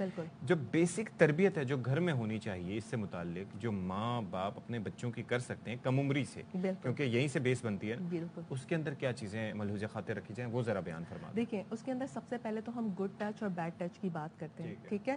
ہم لڑکیوں کے اوپر تو بہت زیادہ فوکس کرتے ہیں کہ بیٹا کسی کے سامنے ایسے نہ بیٹھو, کسی کے ساتھ ایسے بات نہ کرو, ایسے نہ کرو, لیکن لڑکوں کے اوپر فوکس نہیں کیا جاتا. ماں باپ ہماری سوسائٹی کے اندر لڑکوں کو کھلا چھوڑ دیتے ہیں اور ان کو جو ہے اس چیز کی اویئرنیس نہیں دیتے کہ بھئی اگلے کی بھی عزت ہے, اگلے کو بھی جو ہے نا کس طریقے سے ٹریٹ کرنا ہے, کسی کی بیٹی کے ساتھ کیسے بات کرنی ہے. دین پھر جب شادی کے معاملات ہوتے ہیں, اس کے اچھا شادی کے معاملات تو بعد میں, لیکن جب ایڈولسنٹ آپ کے اندر باڈیلی چینجز آ رہی ہوتی ہیں, ان تمام چینجز کو بھی ایڈریس ہمارے یہاں پہ پیرنٹس نہیں کرتے, کہتے ہیں شرم, ٹیبو بنا دیتے ہیں, ٹھیک ہے. اور نہ ہی سیکس ایجوکیشن پرووائڈ کی جاتی ہے. سیکس ایجوکیشن کا مطلب یہ نہیں کہ آپ بس بالکل ہی اوپنلی ہو گئے اس طرح سے بات کی. ایک سٹل انداز کے اندر پراپر سٹنگ اگر پیرنٹس اپنے بچوں کے ساتھ بیٹھ کے کرتے ہیں کہ ان کو یہ بتاتے ہیں کہ کس طریقے سے باڈیلی چینجز ہوتی ہیں, اس کو کیسے ایڈریس کرنا ہے, کیا کیا ان کے اندر جو ہے اس وقت چینجز آئیں گی, اگر اس کو پراپر طریقے سے کر دیا جائے تو پھر بعد میں کوئی اور ان کو جو ہے مس گائیڈ نہیں کر سکتا. دوسرا چکر پتہ ہے کہ آج کل آپ کے ہاتھ میں اگر کوئی بھی گیجٹ ہو, موبائل فون ہو, کمپیوٹر ہو, تو اس میں وہ منظر آپ دیکھ لیتے ہیں ابھی بہت ہی کم عمری میں, یا ایون ڈراما سیریلز میں یا واٹس ایور, جو کہ ویسے ہمارے ایج تک پہنچنے سے پہلے بہت مشکل ہوتا تھا. بہت مشکل ہوتا ہے. تو اس لیے اگر پیرنٹس اگر ان کو شروع سے اس چیز کی اویئرنیس دینا شروع کریں تو ان کو میڈیا بگاڑ نہیں سکتا ہے, ان کو مس گائیڈ نہیں کر سکتا ہے. تو یہ بہت ضروری ہے. اور ایون شادی سے پہلے بھی بہت دفعہ پیرنٹس جو ہے وہ کر دیتے ہیں, بس کیونکہ ہم چاہ رہے ہیں تو اس لیے بچے کی شادی کرنی ہے, بچہ اس کے لیے مینٹلی پریپیئر ہے یا نہیں ہے, یہ تمام فیکٹر کو بھی ایڈریس کرنا بہت ضروری ہے. ٹھیک ہے, بہت شکریہ ثنا حسین صاحبہ فار بینگ ود اس. مختصر وقت نے کافی زبردست طریقے سے ایکسپلین کیا. اور یہاں پر ہوتا بھی ہے کہ چلو جی 10,000 اس کے ساتھ مسائل چل رہے ہیں, شادی ہو جائے گی ٹھیک ہو جائے گا, وہ پتہ چلتا ہے شادی کے بعد پوری نسل بگڑ گئی. تو یہ خیال رکھنے کی ضرورت ہے. اچھا جی, ایک اور واقعہ میں بات کر رہا تھا نا کہ ایک تو ہراسگی کے واقعات ہیں, دوسرا یہ جو کم عمر بچیوں کو ایک تو ملازم رکھنا, اس کے بعد ان کو اپنی جاگیر سمجھنا, ان کو ہر طرح کے جنسی جسمانی اور طرح طرح کے تشدد کا سامنا کروانے کے بعد ان کی جان تک لے لینا, اور یہ پھر سمجھنا کہ جی کانسیکوینسز نہیں ہوں گے. اور واقعتاً ایسے واقعات میں کیا کانسیکوینسز اب تک ہم نے آج تک دیکھیں, یہ بھی ایک سوال ہے ہمارے نظام انصاف کے لیے. تو واقعہ ہے خیرپور کا علاقہ ہے رانی پور کا, جہاں پر 10 سال کی بچی کو مبینہ طور پر تشدد کر کے قتل کر دیا گیا. بچی کے تشدد زدہ جسم کی ویڈیو بھی سامنے آئی ہے اس سے متعلق, اور اس کے اندر آپ بچی کو کمرے کے فرش پر تڑپتے ہوئے دیکھا جا سکتا ہے. اور فاطمہ کی والدہ نے بتایا کہ ظالموں نے بچی کا خون کر دیا اور لاش بھی نہیں دے رہے تھے, جس کے بعد زبردستی فاطمہ کی لاش لانی پڑی. اچھا, اور تو اور اس فیملی کو خاموش رہنے کے لیے 50,000 روپے بھی دیے گئے ہیں. اب ڈی آئی جی سکھر جو ہیں جاوید جسکانی نے اس واقعے کا نوٹس لیتے ہوئے 3 رکنی تحقیقاتی کمیٹی بنا دی ہے اور ایس ایچ او کو معطل کر دیا ہے فار دا ٹائم بینگ. تو اس پر بچی کی والدہ کا کیا موقف ہے وہ ذرا آپ کو پہلے سنوا دیتے ہیں. ماسا ہی سلامت دنیا کدے بھی ماں پانچ ننڈڑیا کے سوئی نان آئی نہ بیمار آئی نہ چائی مجھے چاک چنگی ملی مجھے فاطمہ سا انصاف تھیو ونی واہ واہ واہ واہ پر ماں جو چھوکریوں نے ہوتے بٹرے फयाज छा जे घर रहियल आहियूं ॿियूं छोकिरियूं ते आहिनि अञा ताईं उहे रहियल आहियूं उहे न पिया मिलनि असां पंहिंजो उहे अचनि त असां इंसाफ़ कंदासीं पीरनि न ॿुधायो आहे मूंखे पंहिंजो छोकिरो उते हो उन चयो त तुंहिंजी फातिमा मरी वई चाक कान्हई न पिया ॾियनि पोइ मुंहिंजे छोकिरनि ॾाढो कयो आहे इहा सॼी तामीर उन्हनि में लॻल आहे साल जी आहे 9 महीननि जी पोइ तव्हां मिलंदी मुंहिंजी असां ज़ुल्म घणो थियो आहे तो पीरनि तव्हांखे पैसा बि ॾिना को 50,000 रुपया ॻाल्हि हले पई इन पोइ मां न वरितो आहे कंहिं वता हाणे उहे छोकिरनि वठनि पर उन छोकिरनि खां मां न वठणु चाहियां थी तव्हां दफ़नायो पिया पर मुंहिंजे धीउ खे हित निशान आहे बांह बगल आहे हित आहे मुचो बगल आहे असां मुतालब था कयूं असांखे इंसाफ़ मिले अच्छा जी, तो सिंधी में जो उसकी वालदा बात कर रही थी, कुछ आपने सबटाइटल्स देखे, लेकिन वो ये कह रही हैं कि वहाँ पर कैमरे लगे हुए थे तो 9-10 महीने की वहाँ से फुटेज मिल जाएगी। एक तो उन्होंने ये बात की, उन्होंने कहा कि मेरे बच्चों को उन्होंने ज़बरदस्ती पैसे दिए लड़कों को, लेकिन मैं वो भी वापस कर दूंगी। तशद्दुद के हवाले से वो बता रही थी कि बाजू समेत जिस्म के हर हिस्से पे उसको तशद्दुद का निशाना बनाया गया है और मुझे इंसाफ चाहिए। मेरे लड़कों ने वहाँ पर जाके जब शोर मचाया तो उसके बाद उन्होंने जो डेड बॉडी थी वो बच्ची के हवाले की और बच्ची से मुतालिक उन्होंने ये भी कहा कि वो तो हमारे लिए बड़ी प्यारी बच्ची थी और कभी हमने उसको एक सुई तक नहीं लगवाई थी और इन जालिमों ने तशद्दुद करके उसे मार दिया। सलीम सहतो हमारे साथ मौजूद हैं। सलीम, ये वाक़े के ऊपर एक कमेटी तो बन गई है, लेकिन क्या ये मामला दबाने की कोशिश तो नहीं है? और थोड़ा सा आपने भी इन्वेस्टिगेट किया होगा बीइंग अ जर्नलिस्ट, क्या चीज़ें सामने आई हैं?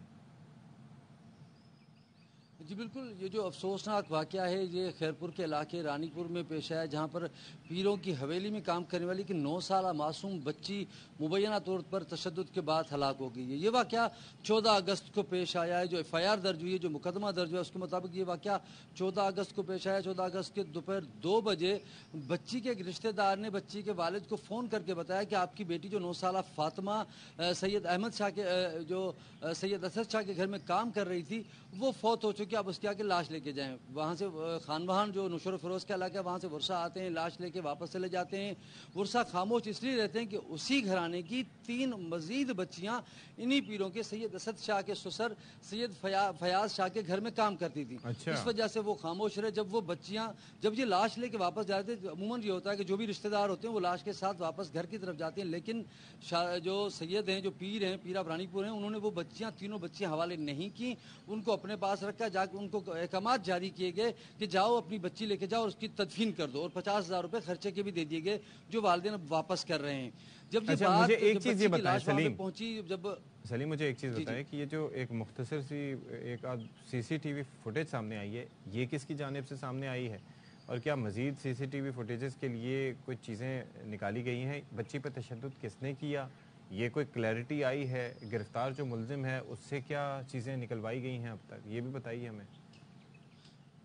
देखिए जी, रात पुलिस ने कार्रवाई करते हुए जब असद शाह को गिरफ्तार किया था तो DVR भी कब्जे में ली गई थी। जो CCTV है, ये CCTV पीर असद शाह जो गिरफ्तार मुल्जिम है उनकी जानिब से फराम की गई, लेकिन इस CCTV फुटेज में ये है कि जब फुटेजेस चल रही तो बीच में 2 मिनट की बच्ची की हलाकत के वक्त के जो फुटेजेस हैं वो 2-3 मिनट की फुटेजेस कटे और सिर्फ ये 2.5-3 मिनट की एक फुटेज जो है वो फराम की गई, लेकिन रात पुलिस ने ये DVR जो है वो अपने कब्जे में ले लिए। कल जब ये वाक़या ARY ने ये खबर रिपोर्ट की तो DIG सक्खर जावेद जिस्कानी साहब ने इस खबर का ARY न्यूज़ की खबर का नोटिस लिया। नोटिस लेते हुए SSP खैरपुर को हिदायत जारी की कि वो 3 रुकनी कमेटी बनाए और मामले की तहकीकात करे। SSP खैरपुर के सरबराही में बनने वाली कमेटी में ASP गंबट और DSP CTD सक्खर अब्दुल कुद्दूस कलवड़ को शामिल किया गया था। रात देर गए SSP खैरपुर ने DIG सक्खर के अहकामात को साइड में रखते हुए जिस SHO को मुअत्तल किया गया था DIG की जानिब से गफलत बरतने पर और जो मुल्जिम असद शाह उसको सहूलत फराहम करने पर उसी SHO को इनाम व इकराम से नवाज दिया। तो रात देर गए DIG सक्खर ने दोबारा एक्शन लिया, उस SHO को और रानीपुर थाने के तमाम अमले को लॉकअप करवाया और वो जो डॉक्टर जिसके बयानात मीडिया पे चल रहे थे कि बच्ची को गैस्ट्रो था, उस डॉक्टर को भी लॉकअप कर दिया गया। और असद शाह को जब कल शाम गिरफ्तार किया गया, जो SSP खैरपुर ने मीडिया पे कहा, ARY न्यूज़ पे खुसन कहा था कि उन्होंने असद शाह को गिरफ्तार किया, तो असद शाह को जिस तरह थाने पे बिठाया गया था तो वो किसी मुल्जिम की तरह नहीं, एक मेहमान की तरह बैठे थे। वहाँ पे मीडिया बुला के असद शाह की गुफ्तगू करवाई गई। असद शाह ने 3-4 मिनट का बयान दिया कि वो भाई पीर हैं, उनकी दरगाहों पर तो मुर्दे जिंदा होते हैं, ये अमूमन वाक़यात, बच्ची काम करती थी घर में, उसे हम तो अपने बच्चों की तरह रखते थे। ये सारा कुछ वो मुल्जिम को फैसिलिटेट किया जा रहा था क्योंकि जो मुल्जिम वो इंतहाई बाअसर है। वो उसके चचा साबिक साबिक MNA, उसके चचा साबिक MP है, और उनके जो ससुर हैं वो पीर अफरानीपुर की जो गद्दी नशीन है उनकी चचा है। तो आप अंदाजा लगा लें कि लोग वो कितने बाअसर हैं कि वो लाश से पहले 3 बच्चों को अपने पास रखते हैं, वो हुक्म सादिर करते हैं कि बच्ची की लाश को दफना दिया जाए। अब जो है वो पुलिस DIG सक्खर के अहकाम के बाद मुतहरिक हुई है। बच्ची की लाश को कब्र कुशाई के लिए कोर्ट से रुजू किया जा रहा है। जब बच्ची की लाश कब्र कुशाई होगी तो पोस्टमार्टम होगा, तो तमाम चीजें जाहिर हो जाएंगी। चलें, thank you so much Salim साहब। तो हम आपसे आगे चल के ARY न्यूज़ पर इस हवाले से अपडेट्स वगैरह लेते रहेंगे, क्योंकि ये मामला फॉलो जब तक ना किया जाए तो पुलिस भी उस पर तवज्जो नहीं देती। अच्छा, एक खबर शामिल कर लेते हैं जी। इंसदाद दहशतगर्दी अदालत लाहौर ने 9 मई के मुकदमात में शाह महमूद कुरैशी, असद उमर और फवाद चौधरी की अबूरी जमानत में 2 सितंबर तक तौसी कर दी है। अदालत ने साथ ही साथ अलीमा खान और उज़मा खान की अबूरी जमानत में भी 2 सितंबर तक की तौसी की है। तो ये खबर सामने आई है हम तक कि इंसदाद दहशतगर्दी अदालत लाहौर ने 9 मई के मुकदमात में शाह महमूद कुरैशी, असद उमर और फवाद चौधरी की अबूरी जमानत में तौसी कर दी है।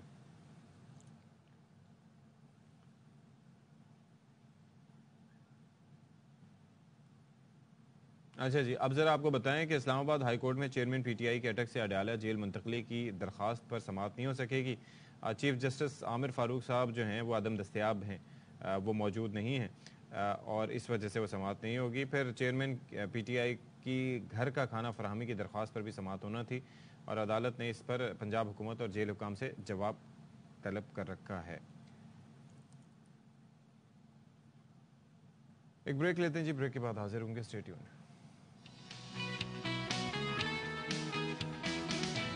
अच्छा जी, अब जरा बात करते हैं जी कि मुल्क का तालीम याफ्ता तबका न सिर्फ आलमी सतह पर पाकिस्तान का नाम रोशन कर रहा है, बल्कि साइंस और टेक्नोलॉजी के मैदान में तेज़ी से तरक्की करते हुए मुख्तलिफ शोबों में नई ईजादात और जदीद तरीक़ों को भी मुतारिफ करा रहा है, which is a good thing for Pakistan.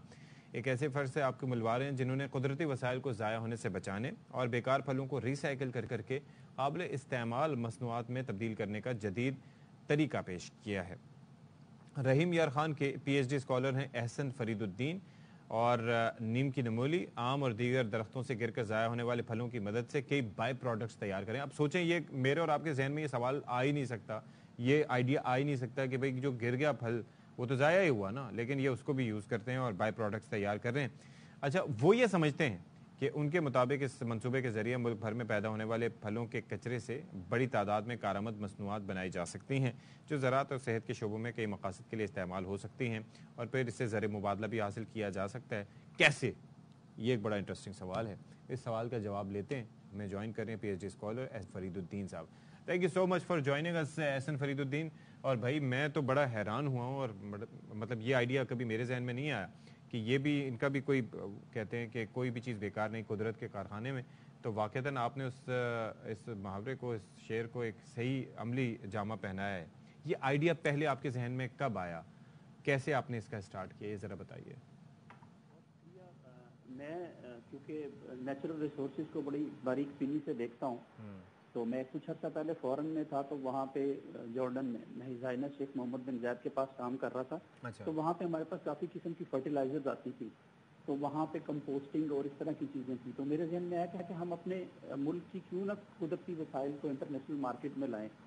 तो फिर मैंने अपने एमफिल में ये प्रोजेक्ट पेश किया कि हम लोग जो है, क्योंकि एंटरप्रेन्योरशिप हम पढ़ाते हैं, तो इन रिसोर्सेज से हम डिफरेंट किस्म की प्रोडक्ट्स बना सकते हैं जो हमारे मुल्की वसाइल को और ज़र मुबादला में इजाफा कर सकते हैं। तो मैंने ये आइडिया परसीव किया कि ये ज़ाया होने वाली चीज़ें जितनी भी हैं, नीम के अलावा और भी बेशुमार चीज़ें जिनसे हम प्रोडक्ट्स बना सकते हैं, और अल्हम्दुलिल्लाह अब हम इसको बना रहे हैं। अच्छा, एक चीज़ बड़ी इंपॉर्टेंट होती है, बिजनेस मॉडल जो होता है उसके अंदर ये है कि ख्याल रखा जाता है कि किसी पर अगर काम करने जाएं वहाँ पर पोटेंशियल हो, तो कहीं ऐसा ना हो कि कॉस्ट बढ़ जाए और उसके फ़वाइद जो हैं वो उतने ना हो। तो ये आपने मलहूज़े खातिर रखी है ये चीज़, ये ऐसे अफोर्डेबिलिटी है इसमें?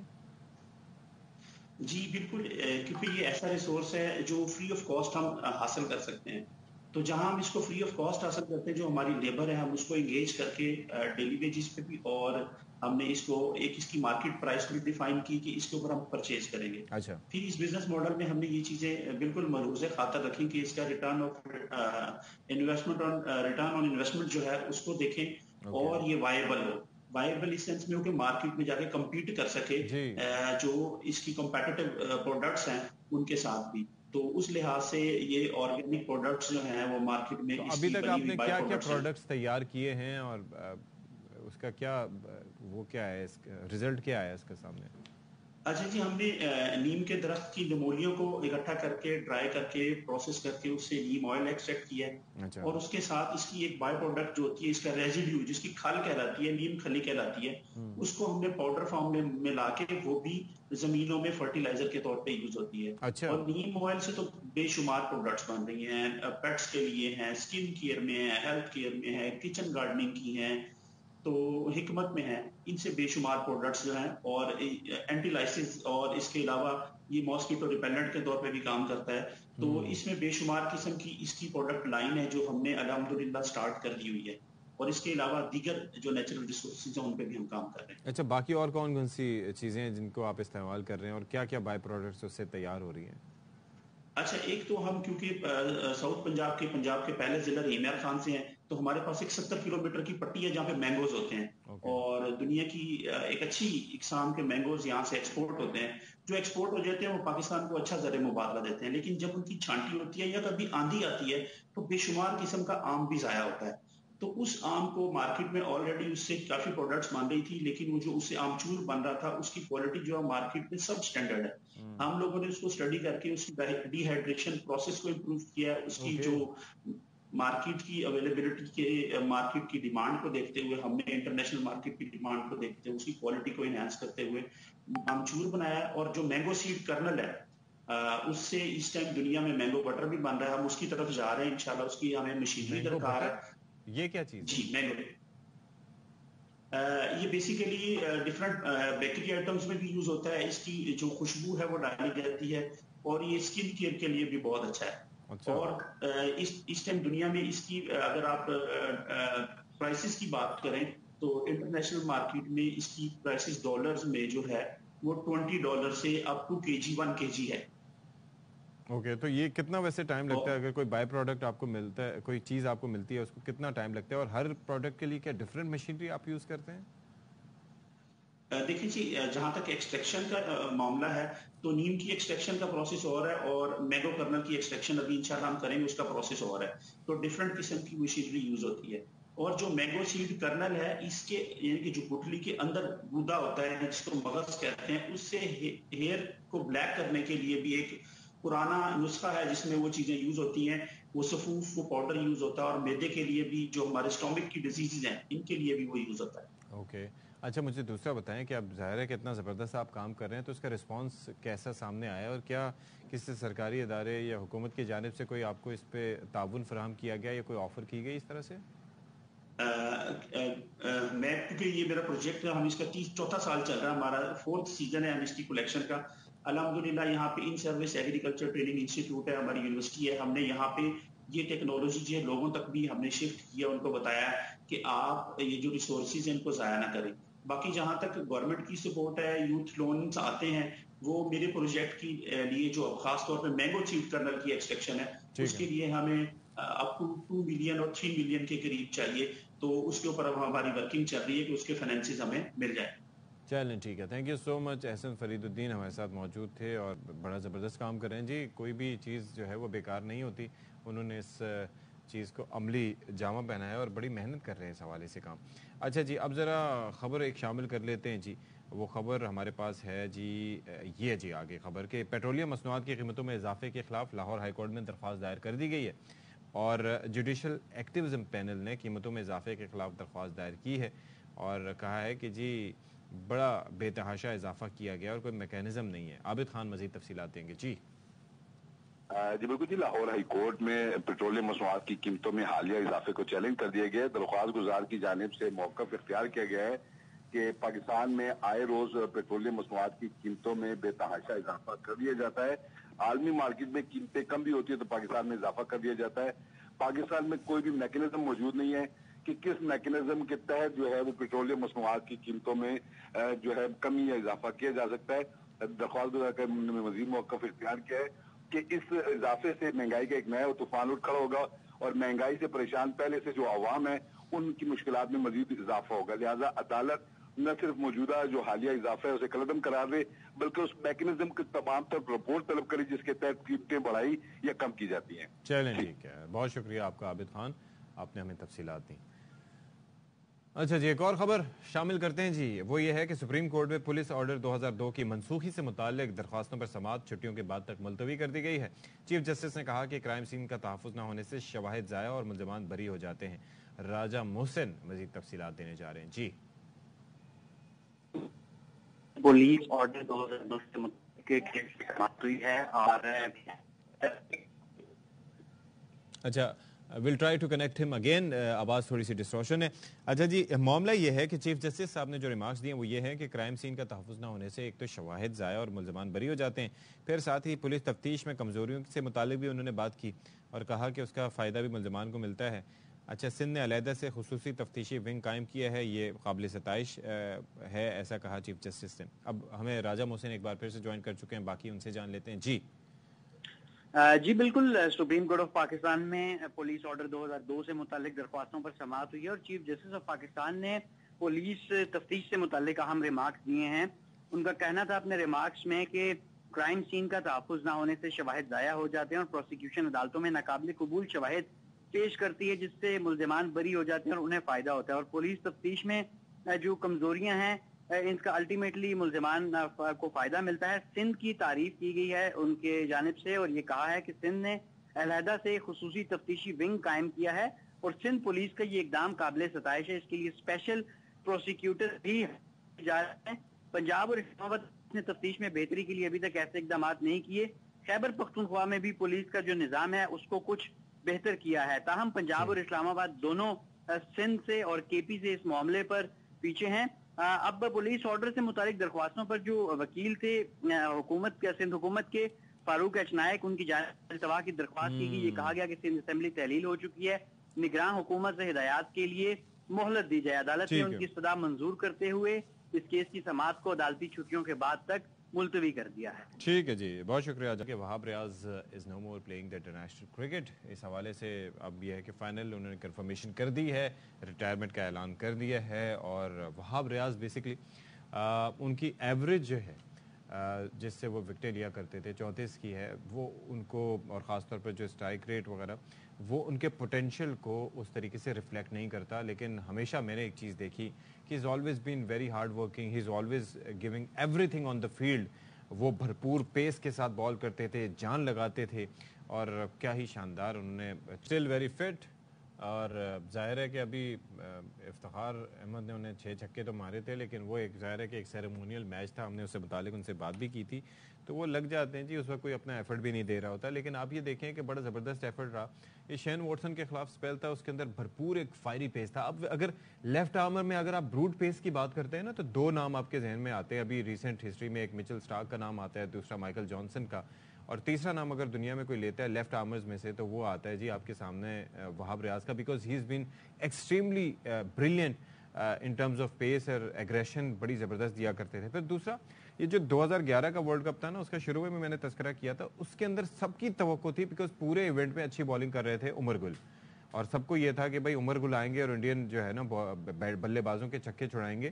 لیکن آتے ہی ان کو پہلے دوسرے اوور میں اچھی خاصی پڑ گئی تھی. اس کے بعد وہاب ریاض آئے, اور جو یوراج کے جو گلے اڑائے تھے, آئے ہائے ہائے ہائے ہائے, وہ اس میں بڑی زبردست ان کی, Yuvraj Singh over all tournament میں بڑی اچھی ان کی پرفارمنس تھی, لیکن اس میں انہوں نے آؤٹ کیا تھا. میچ تو ہم نہیں جیت پائے تھے, لیکن وہاب نے 5 وکٹیں ضرور لی تھی.